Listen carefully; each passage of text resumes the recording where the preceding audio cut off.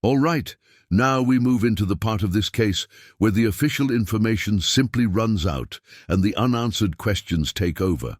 When facts stop flowing and silence replaces transparency, people don't invent theories for entertainment. They do it because something feels wrong. And in the Freeman shooting, that feeling is overwhelming. The level of secrecy, the lack of detail, and the refusal to clarify even basic elements of what happened have created a vacuum. And into that vacuum, these theories have formed. Not out of paranoia, but out of necessity. One of the most common explanations people reach for is that the surviving officer was undercover. The idea is simple on the surface. If the third officer was deeply embedded in sovereign citizen circles or connected to other sensitive investigations, revealing his identity could endanger him, compromise ongoing cases, or expose informants. Australia has protected undercover officers before, and in those cases, identities have been withheld. But here's where this explanation starts to fall apart. Even when identities are protected, police usually acknowledge that protection is the reason. They give the public something to understand the silence. In this case, there has been no explanation at all, not even a generic statement about operational sensitivity. More importantly, an undercover role does not explain why body cam footage has vanished from the public conversation, why no operational timeline has been released, or why the actions of the other 7 officers have not been addressed. Undercover status might justify hiding a name. It does not justify hiding everything else. Then there's the issue that keeps coming up again and again, because it is impossible to ignore. The numbers do not make sense. 10 officers entered that property. 3 were shot. 7 were not injured at all. A single civilian managed to kill 2 experienced police officers, wound a third, and then escaped the scene. That alone raises serious questions, but it becomes even harder to explain when you consider that the wounded officer remained hidden under a bus for nearly an hour before receiving help. If the official narrative fully reflected what happened, there would be no reason not to explain this in detail. Police are trained to provide clarity after major incidents, especially when officers are killed. Instead, we are left with a version of events that skips over the most critical moments. This has led many to believe that the survivor's account, the physical evidence, or the sequence of events simply does not line up with what the public has been told.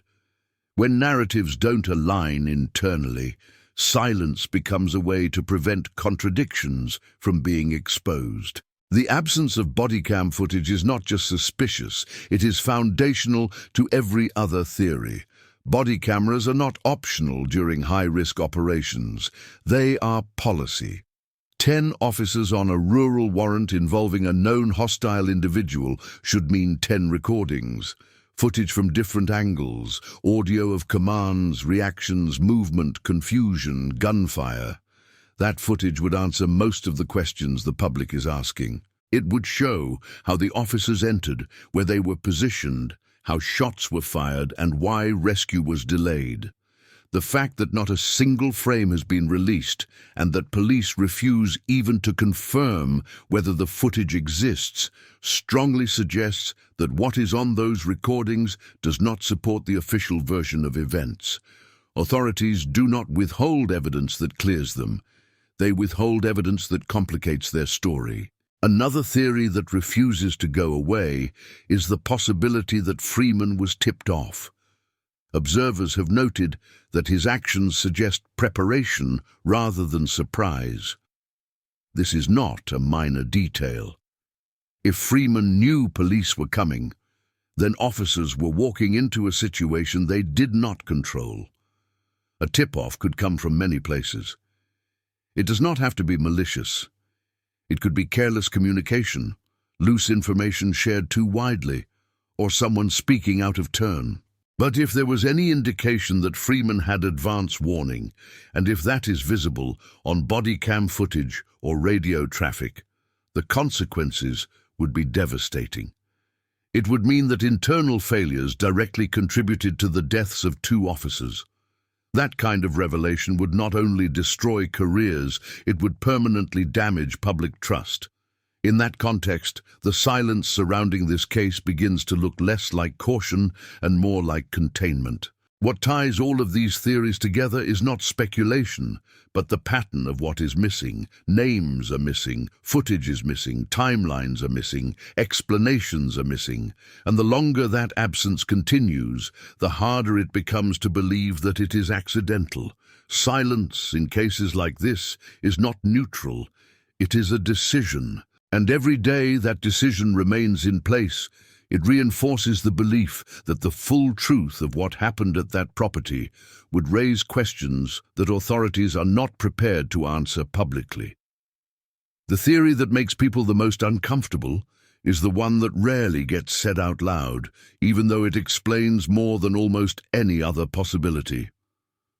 Friendly fire. Not because police are reckless, not because officers are incompetent, but because chaotic, high-stress environments collapse predictability. When multiple armed officers move through a confined rural property, visibility drops, communication fragments, and decisions are made in fractions of a second. If a shot was fired by another officer, whether through misidentification, ricochet, or accidental discharge, that single fact would instantly change how the entire incident is viewed. It would no longer be a simple ambush narrative. It would become a case study in operational failure. That alone would justify why the wounded officer's identity is protected, why body cam footage cannot be released, and why no clear reconstruction of the shooting has been offered.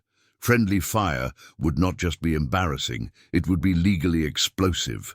If friendly fire occurred, even as a contributing factor rather than the sole cause of injury, it would also explain the hour-long delay before the wounded officer received help. Confusion over where shots were coming from, uncertainty about whether the threat was neutralized, and fear of further misfires could freeze movement. Officers may have been unsure who was hit, who fired, and whether advancing would worsen the situation. That kind of paralysis does not come from a clean, one-directional threat. It comes from chaos. And chaos is exactly what body cam footage would reveal, which is why it becomes something that cannot be shown without unraveling the official narrative. Another possibility that fits uncomfortably well is that the operation itself was built on flawed intelligence. Wrong assumptions about Freeman's state of mind, his access to weapons, his location on the property, or the physical layout of the site could have set the officers up for failure before they ever arrived. Police planning relies on layers of information, and when even one layer is wrong, outcomes can turn deadly.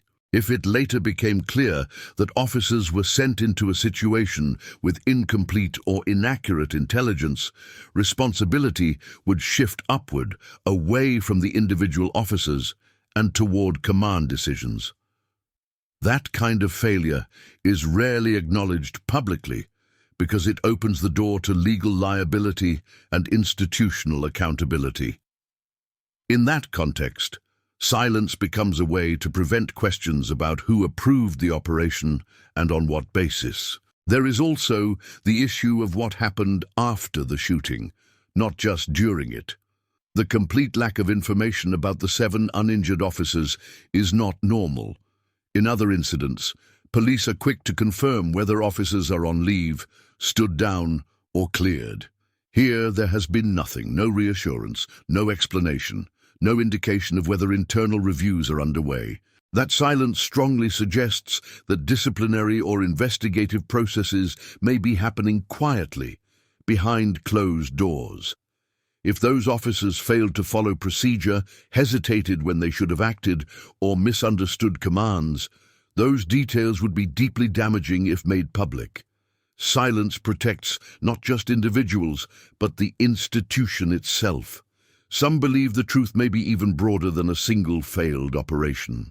There is the possibility that this raid intersected with something larger, Perhaps an intelligence-driven investigation involving other agencies, monitoring of extremist networks, or surveillance activities that cannot yet be disclosed. In those situations, information is often restricted not because it is embarrassing, but because it is sensitive. However, this explanation weakens when examined closely.